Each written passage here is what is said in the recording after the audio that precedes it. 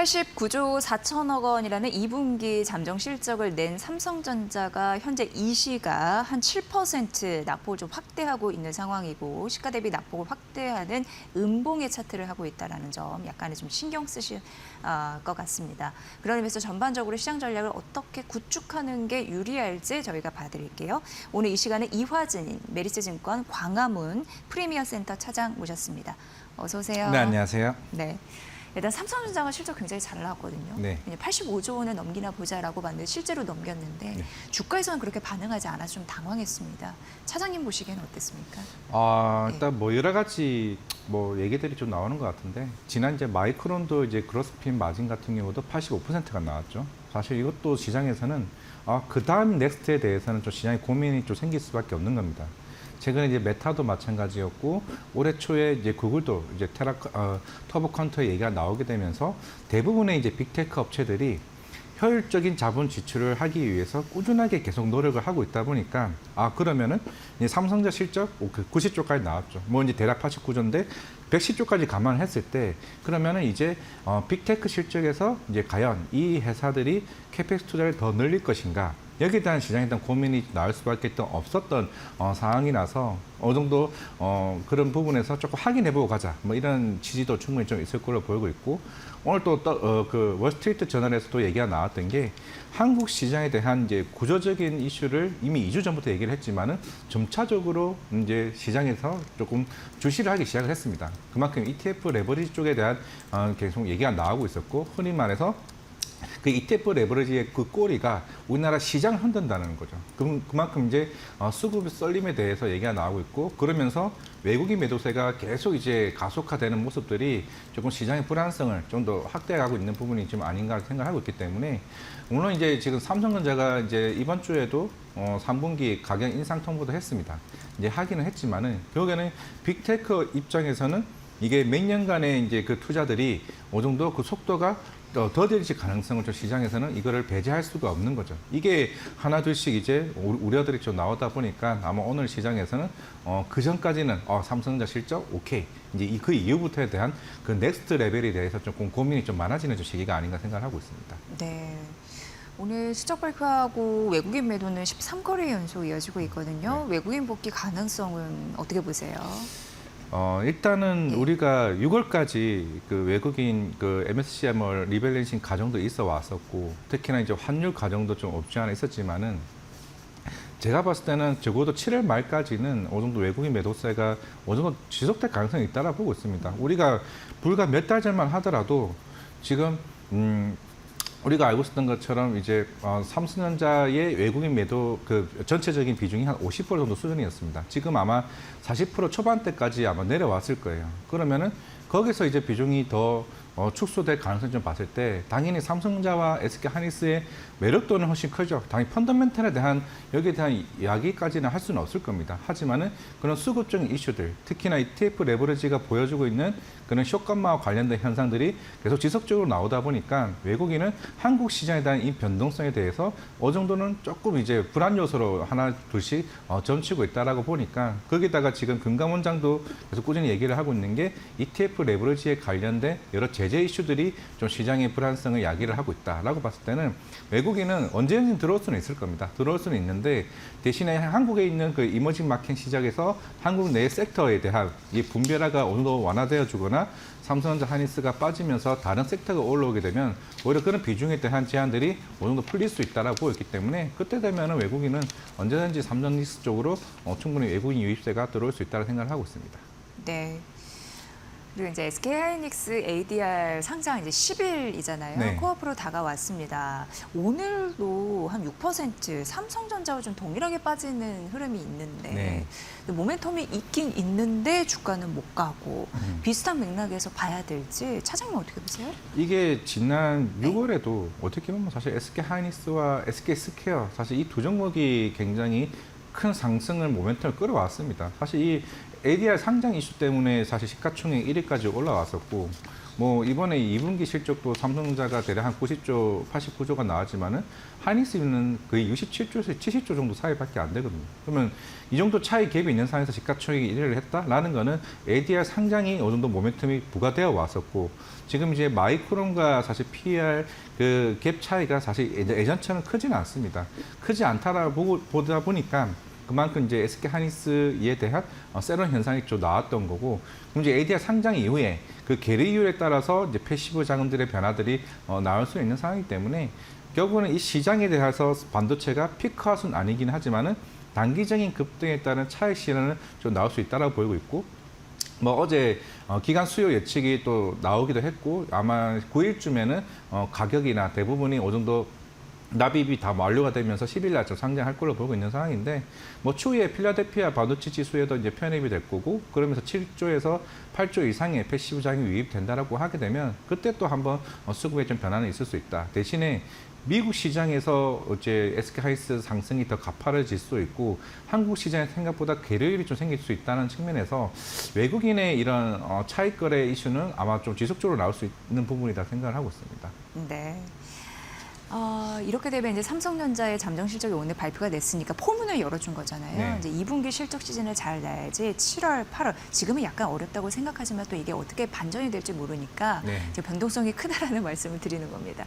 우리가 좀 봐야 되는데 실적 시즌에서 눈여겨봐야 할 섹터가 있다면은 차장님은 어떤 섹터를 말씀하실지 궁금하거든요. 지금. 네. 그렇죠. 사실 우리가 반도체가 워낙 비중이 많이 크다 보니까 다른 섹터 쪽으로 많은 관심들이 좀 낮따라 보이고 있는데 대표적으로 조선 섹터 그리고 화장품 섹터, 백화점 같은 그런 인바운드 섹터들은 계속 꾸준히 좀 올라오고 있습니다. 일단 먼저 조선 섹터부터 말씀을 드리면은 뭐 오늘 우리가 하나오션 주가가 굉장히 크게 좀 빠지다 보니까 조금 시장에서 좀 소외를 더 받는 모습을 좀 보여주고 있는데 네.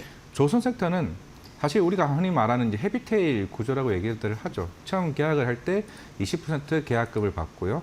그 이후에 이제 10% 받고 마지막 인도 시점에 60%를 받습니다. 그러면 당연히 이제 우리가 삼성중공업이 제가 알기로 7월 24일 날 실적 발표가 있고 그 이후에 3, 4일 뒤에 하나오션과 현대중공업이 있을 텐데 지금 삼성중공업을 토대로 대부분이 1분기 때 우리가 예전에 카타르 에너지와 그 수주를 받았던 그게 LNG선 같은 경우는 대부분이 이제 저성가 물량들은 마무리되는 시점입니다.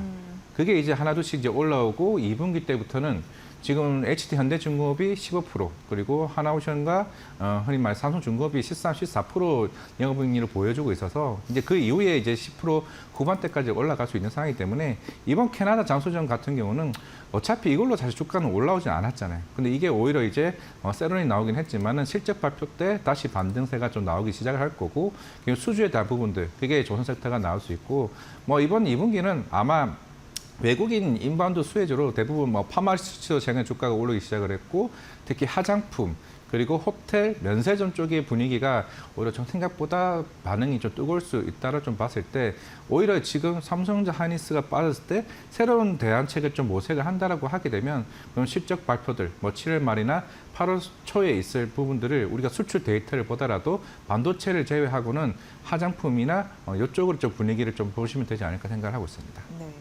조선주 말씀해 주셔서 정말 하나오션을 이렇게 봤더니 22% 넘는 급락세를 보이고 있잖아요. 네. 역시나 캐나다 잠수함에 대한 기대감이 좀 사그라들면서 전반적으로 조선주에 좀 영향을 미치고 있는 상황인데 그래도 어쨌든 실적 성장에 대한 모멘텀이 있기 때문에 이걸 커버할 수 있다고 보시긴 하나요? 네, 충분히 좀 볼 수 있다고 보고 물론 이제 조선 섹터는 수주 산업이잖아요.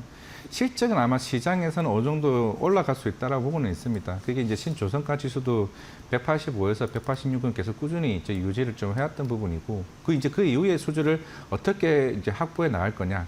일단은 9월에 그 미국에 있는 그 NDAA법 국가선거법이 이제 통과될 예정입니다. 지난번 캐나다 정상회담 때도 이제 트럼프 대통령이 얘기했다시피 그럼 추후에 군함이 이제 국내가 그 미국에 있는 미국 이외 국가들이 건조할 수 있는 법을 통과시키게 되면 본격적으로 군함 수주가 나오게 되겠죠. 그러면서 트럼프급 그 호위함이 가장 엄청 큰 이제 군함 수주를 우리나라가 이제 수주를 좀 받을 수 있는 상황이라서 하반기는 그럼 그 이후에 있을 미국 쪽에 있는 이제 수주 모멘텀이 좀 부과가 될 것으로 보고 있고. 그리고 잠수정도 사실 여기는 끝이 아닙니다. 원래 캐나다 잠수정은 5월 6월부터 얘기는 나왔어요. 처음에는 캐나다 현지 내에서도 5대5까지는 얘기 나왔어요. 한 6차 나누자. 그러면서 주가가 다시 빠지기 시작했단 말이죠. 그런데 이제 오늘은 이제 그 6척이 아니라 아예 못 받는 거기 때문에 그게 좀 오늘 시장이 좀 과도하게 반응이 됐고, 추후에는 사우디나 뭐 그리스나 제가 알기로 한 5개국 정도 추가적인 입찰 이슈가 있는 거기 때문에 그때 또 한번 기회가 있지 않을까. 사실 캐나다와 그 전에 있었던 폴란드는 대부분 다 나토 국가였습니다. 그쵸. 스웨덴이나 이번 독일이 좀 나왔던 거라서 이번 그 다음인 사우디나 이제 그쪽 국가들은 이제 나토 국가가 아니기 때문에 오히려 잠수정 쪽에 대한 레퍼런스에 대한 기회가 충분히 좀 나올 수 있다고 생각하고 있습니다. 네. 아무래도 이제 어제 문근식 교수님이라고 해군 그 잠수함 쪽에서 되게 오랫동안 30년 이상 근무하신 분 저희가 모셔서 말씀드렸는데, 우리나라가 너무나 우수한 것들이 많은데 그 질질질 끌었잖아요. 네. 그래서 약간 좀 못내 좀 이상하다라는 말씀해 주셨는데 결국 이렇게 수준은 좀 실패했습니다. 그럼에도 불구하고 사우디에서 한 6대, 인도네시아에서 1대, UAE에서 한 2대 정도 우리가 물량을 가져가겠다. 이런 모멘텀도 대기하고 있어서, 물론 오늘은 실패했으니까 추락은 맛봐더라도 이런 부분이 좀 정상화되는 과정이 좀 몇 달 안에 있지 않을까, 이렇게 좀 생각을 해보게 되네요. 네. 맞습니다. 이제 그리고 이번에 독일의 TKMS도 사실 잠수정 쪽에서 가장 우수한 한 1위 정도로 하는 이제 업체이기도 하고, 특히나 이번에 일자리 수도 사실 우리나라가 조금 앞서긴 했지만은 대신에 이제 향후의 GDP 기여에 대한 부분에서는 독일이 좀 더 좀 앞서 있었기 때문에 뭐 그 수준에서도 이제 기술력이나 뭐 유지 보수에 대한 뭐 경험력이나 여기에 봤을 때는 조금 우리나라도 좀 아쉬운 부분은 좀 없지 않아 있기는 해요. 뭐 그러면서 뭐 다음에 또 추가적인 기회가 좀 있다라고 생각을 한다면은 전 조선주는 오히려 오늘 같이 이렇게 급락이 좀 심했을 때 좀 기회를 충분히 엿봐도 되지 않을까. 아마 실적 발표가 7월 말이기 때문에 그때 분위기 반전을 충분히 시켜줄 수 있다고 생각하고 있습니다. 네. 차장님은 어쨌든 이런 변동성의 파고를 넘으면 네. 결과적으로 코스피는 만까지는 갈 수 있다고 보세요, 하반기에. 네, 저는 사실 뭐 주주분들에게 정말 죄송한 얘기지만은 네. 삼성전자 하이닉스는 어느 정도는 조정이 나와줘야 시장이 저는 건강해진다고 생각을 하고 있습니다. 아마 삼전리스뿐만 아니라 그거를 다른 이제 코스닥 종목을 좀 많이 보유하신 분들 입장에서는 저는 제가 봤을 때 최근에 여러 세미나에 들어보면은 대부분의 섹터 애널리스트 연구원분들은 저희가 여러 탐방을 다녀왔지만은 어떠한 악재를 발견할 수 없다. 어느 정도 사실 제약바이오도 이미 상반기 때는 14조 원에 대한 기술 이전이 역대급이었습니다. 그럼에도 불구하고 주가는 굉장히 부진을 해왔었고, 조선 섹터도 마찬가지였고, 뭐 캐나다는 뭐 일단 일회성이라고 치지만은, 그리고 대부분의 섹터 쪽은 우리는 실적 거의 엄청 역대급 수준이에요 라고 또 하는 측면에서는 그 수급이 어느 정도 건강해지는 측면이 전 이번 7월이라고 좀 보여주고 있고, 8월부터는 그때 삼전리스가 다시 동반되는 삼성이 좀 놔주게 된다라고 했을 때 전 그때 9천을 넘어서 10,000 이상도 충분히 갈 수 있다고 보고 있습니다. 네. 이 얘기를 이제 자연스럽게 이 질문하고 연결시키려고 그랬는데, 그럼 이제 증권주 같은 경우에 순환에 돌까요? 증권주가 많이 빠졌죠. 많이 빠진 이유가 우리가 4월, 5월, 6월을 보게 되면 4월이 대략 한 80조 정도였고, 우리가 5월 달이 어마어마하게 거래대금이 나왔습니다. 그때 네. 일평균 거래대금이 거의 한 104조 정도 수준이었어요.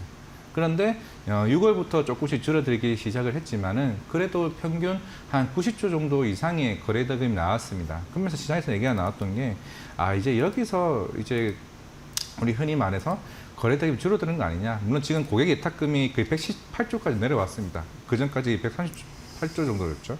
그러다 보니까 브로커리지 많은 이제 증권사들 같은 경우는 2분기가 어떻게 보면 조금은 이제 실적은 좋게는 나오겠지만은 그 다음 3분기에 대한 우려가 좀 있었던 상황이고, 우리가 이론적으로 얘기를 하게 되면 사실 은행이나 이제 보험사들 같은 경우는 금리 인상 수혜주죠. 사실 증권주는 금리 인하 수혜주입니다. 단순하게 이거는 삼전리스가 이끌어왔던 시장이 증권주를 수혜를 받았던 거고, 왜냐하면은 증권사 내에서도 그 우리가 알고 있는 IB나 이런 특히 이제 그 PF 같은 사업군들은 사실 딜이 그렇게 많지는 않았습니다. 오히려 브로커리지가 치고 들어오면서 이쪽이 수익이 좀 좋았던 거지. 그러면서 사실 뭐 말씀대로 지금 사야 되나라고 하기에는 아직은 조금은 좀 고민해 볼 필요는 있다고 생각하고 있습니다. 네. 코스닥이 오늘 뭐 반등 나와도 아주 소폭입니다. 어제 이제 많이 네. 이른 만큼 좀 소폭 반등을 하고 있습니다만 결과적으로 수급, 레버리지, ETF 이런 관련으로 잘 못 가고 있는 상황인데 개인 투자자들의 코스닥 복귀 가능성 어떻게 보세요? 워낙 이제 막 삼성전자 레버리지 너무 쏠려 있다 보니까 코스닥으로 들어갈 여유 자금이 없는 것 같기도 하고 그렇습니다. 저는 네. 코스닥은 적극 추천하는 한 사람 중에 하나인데 반도체 소부장요. 일단은 7월, 8월이 되면 내년 피포나 이제 Y1 공장을 짓기 위해서 전공정 물량들은 이제부터 나갈 시점입니다. 흔히 말해서 코스닥 승강제에서도 흔히 말해서 상위권에 있는 종목들이 대다수가 이제 쌓여 있죠. 주성 엔지니어링이나 뭐 여러 전공정 업체들이 있을 거고. 그럼 제약바이오 같은 경우는 뭐 오늘 이제 D&D 파마텍은 내일 모레 있을 전환 사채 이제 주식 전환 이슈가 있는데 그게 이틀 전부터 팔 수가 있죠. 근데 오늘 안 나왔습니다. 안 나오면서 오늘 거의 한 20% 가까이 주가가 올라오는 거고 오늘 AB바이오도 간담회가 지금 시작을 되고 있는데 D&D 파마텍이나 알테오젠이 지난주에 그 바이오 US에 지나고 나서 코스닥 30주년 행사에서 여러 가지 얘기들을 많이 했습니다. 기술 이전에 대한 얘기도 했었고 머크사와 관련된 키트로다 큐렉스와 판매 마일스톤이 3분기에 찍힐 수 있다고 얘기했죠. 그러면 실적과 기술 이전이 나올 수 있는 게 그것이 대부분 3분기입니다. D&D 파마텍도 3빌리언 이상이 나올 수 있다면 대략 한 4조까지는 기술 이전이 나오면은 그러면 전 제약바이오도 상위권에 있는 대형 바이오텍은 충분히 좀 살아날 수 있고 2차 전지는 지금이 안 좋은 거지 내년을 위해서 지금 돈을 쓰는 과정에서 주가가 안 좋은 거지 4분기 이후부터는 수익성이 시현이 되면은 저는 코스닥은 충분히 반등의 여지가 크다라고 좀 생각을 하고 있습니다. 네. 자, 그럼 AI 주도장. 이거는 우리가 이제는 필수 불가결하게 가져갈 수밖에 없는 그런 상황입니다. 네. 주도주는 주도주로 가야 되는 상황인데 전략을 어떻게 세워볼까요? 7, 8월장. 그렇죠. 뭐 이게 네. 어떠한 그 블룸버그 아마 기사에서 예전에 이랬던 것 같은데 FOMC에서 금리 인하 시기가 변경이 돼버리면 BAI 기업으로도 전략이 굉장히 유효하다는 얘기를 해왔지만은 물론 AI 관련해서도 최근에 그 전력 기기도 굉장히 크게 움직였고 심지어 조선도 28년부터는 VC 데이터 센터가 본격적으로 수주가 본격적으로 나올 시기라고 좀 봤을 때는 AI 쪽은 그 파생되는 효과가 점차적으로 이제 순환매가 나올 가능성이 좀 있다고 보고 있습니다. 최근 전력 기기도 많이 빠졌죠. 그런데 지난주에 HD 현대 이렇게 해서 굉장히 유의미한 수주가 나왔습니다. 1조 2천억. 빅테크죠. 이거는 올해 초에 다보스 포럼에서 트럼프 대통령이 얘기했던 것처럼 너네 전기 미국에 있는 소비자들이 비싸서 못 쓰니까 직접 전기를 사서 만들어 쓰려고 했습니다. 그러면서 이제 하나둘씩 국내에 전력기기 업체들이 수주가 나왔다라는 거는 저는 전력기기가 최근에 주가가 많이 빠졌을 때 모멘텀이 올 추후에 하반기에 크게 좀 나올 수 있다고 보고 있기 때문에 뭐 전력기기나 아니면 조선주도 이제는 AI 관련해서 충분히 파괴력이 좀 있다고 보이고 있고 추후에 전선주까지 제가 볼 땐 삼전리스가 오늘 조정을 받고 있을 때 이쪽으로 대안책을 찾는 것도 저는 나쁘지 않다고 생각하고 있습니다. 네. 오늘 삼성전자 잠정 실적 발표 이후에 정말 궁금한 부분들이 많았는데 아마 제가 여쭤본 이런 질문들이 대략적으로 시청자분들이 가장 궁금해하는 부분이 아니었을까라는 생각을 합니다. 오늘 이화진 차장님께서 굉장히 자세하게 잘 설명해 주셔서 도움이 된 것 같습니다. 메리츠증권 광화문 프리미어 센터 이화진 차장과 함께 분석 들어봤습니다. 고맙습니다. 네, 감사합니다.